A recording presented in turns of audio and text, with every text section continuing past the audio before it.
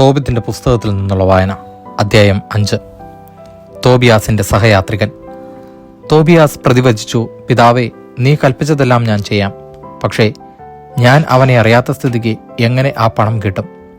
തോബിത്ത് മകന്റെ കയ്യിൽ രേഖ കൊടുത്തുകൊണ്ട് പറഞ്ഞു, നിന്നോട് കൂടെ പോരാൻ ഒരുവനെ കണ്ടുപിടിക്കുക. ജീവിച്ചിരിക്കുന്നിടത്തോളം കാലം ഞാൻ അവന് കൂലി കൊടുത്തുകൊള്ളാം. പോയി ആ പണം വാങ്ങി വരിക. തോബിയാസ് ഒരാളെ അന്വേഷിച്ചു. റഫായേലിനെ കണ്ടുമുട്ടി. അവനൊരു ദൈവദൂതനായിരുന്നു. എന്നാൽ തോബിയാസ് അത് മനസ്സിലാക്കിയില്ല. അവൻ ചോദിച്ചു, മേദിയായിലെ റാഗസിലേക്ക് എന്നോട് കൂടെ പോരാമോ? ആ പ്രദേശം നിനക്ക് പരിചയമുണ്ടോ? ദൂതൻ മറുപടി നൽകി, ഞാൻ നിന്നോട് കൂടെ വരാം. എനിക്ക് വഴി നല്ല പരിചയമുണ്ട്. മാത്രമല്ല, നമ്മുടെ സഹോദരൻ ഗബായേലിനോടൊന്നിച്ച് ഞാൻ താമസിച്ചിട്ടുമുണ്ട്. തോബിയാസ് പറഞ്ഞു, ഇവിടെ നിൽക്കൂ, ഞാൻ എൻ്റെ പിതാവിനോട് പറഞ്ഞിട്ട് വരാം.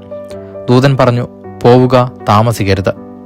തോബിയാസ് വീട്ടിലെത്തി പിതാവിനോട് പറഞ്ഞു, എന്നോട് കൂടെ വരാൻ ഞാൻ ഒരാളെ കണ്ടുപിടിച്ചു. തോബിത്ത് പറഞ്ഞു, അവനെ എൻ്റെ അടുത്തേക്ക് വിളിക്കൂ. അവൻ ഏതു ഗോത്രത്തിൽപ്പെട്ടവനാണെന്നും നിന്നോടുകൂടെ പോരാൻ വിശ്വാസയോഗ്യനാണോ എന്നും ഞാൻ നോക്കട്ടെ. തോബിയാസ് റഫായേലിനെ വീട്ടിലേക്ക് ക്ഷണിച്ചു. അവൻ അകത്ത് പ്രവേശിക്കുകയും അവർ പരസ്പരം അഭിവാദ്യങ്ങൾ അർപ്പിക്കുകയും ചെയ്തു. തോബിത്ത് ചോദിച്ചു, സഹോദര, നീ ഏതു ഗോത്രത്തിലും കുടുംബത്തിലും പെട്ടവനാണ്? പറയുക. അവൻ പറഞ്ഞു, നീ ഗോത്രവും കുടുംബവുമാണോ, അതോ നിന്റെ പുത്രനോട് കൂടെ പോകാൻ കൂലിക്ക് ഒരാളെയാണോ അന്വേഷിക്കുന്നത്? തോബിത്ത് പറഞ്ഞു, സഹോദര, നിന്റെ ആളുകൾ ആരെന്നും നിന്റെ പേരെന്തെന്നും അറിയാൻ ഞാൻ ആഗ്രഹിക്കുന്നു. അവൻ പറഞ്ഞു, നിന്റെ ചാർച്ചക്കാരിൽപ്പെട്ട മഹാനായ അനനിയാസിന്റെ പുത്രൻ അസറിയാസാണു ഞാൻ. തോബിത്ത് പറഞ്ഞു, സഹോദര, നിനക്ക് സ്വാഗതം. നിന്റെ ഗോത്രവും കുടുംബവും ആരാഞ്ഞതിൽ എന്നോട് കോപിക്കരുതേ. നീ എൻ്റെ ചാർച്ചക്കാരനാണ്. ശ്രേഷ്ഠമായ പാരമ്പര്യവും നിനക്കുണ്ട്. ആരാധിക്കുവാനും അജഗണത്തിലെ കടിഞ്ഞൂലുകൾ, വിളവുകളുടെ ദശാംശം എന്നിവ അർപ്പിക്കുവാനും ജെറുസലേമിൽ ഒരുമിച്ച് പോയിക്കൊണ്ടിരുന്നപ്പോൾ മഹാനായ ഷെമായായുടെ പുത്രന്മാരായ അനനിയാസും യാഥാനുമായി ഞാൻ ഒറ്റബന്ധം പുലർത്തിയിരുന്നു. നമ്മുടെ ചാർച്ചക്കാരുടെ തെറ്റുകളിൽ അവർ ചരിച്ചില്ല. സഹോദര, നിനക്ക് ശ്രേഷ്ഠമായ ഒരു പാരമ്പര്യമുണ്ട്. എന്തു വേതനമാണ് ഞാൻ തരേണ്ടതെന്ന് പറയുക. ദിനം പ്രതി ഓരോ ദ്രാക്മായും എൻ്റെ മകന് വരുന്ന അത്ര ചെലവും പോരെ. കൂടാതെ സസുഖം തിരിച്ചെത്തിയാൽ കൂടുതൽ തരികയും ചെയ്യാം. ഈ വ്യവസ്ഥകൾ അവർ സമ്മതിച്ചു. തുടർന്ന് തോബിത്ത് തോബിയാസിനോട് പറഞ്ഞു, ഒരുങ്ങിക്കൊള്ളൂ, നിങ്ങൾ ഇരുവർക്കും യാത്രാമംഗളങ്ങൾ. പുത്രൻ ഉടനെ യാത്രയ്ക്ക് ആവശ്യമായ ഒരുക്കങ്ങൾ ചെയ്തു. പിതാവ് അവനോട് പറഞ്ഞു, ഇവനോടുകൂടെ പോയിക്കൊള്ളുക.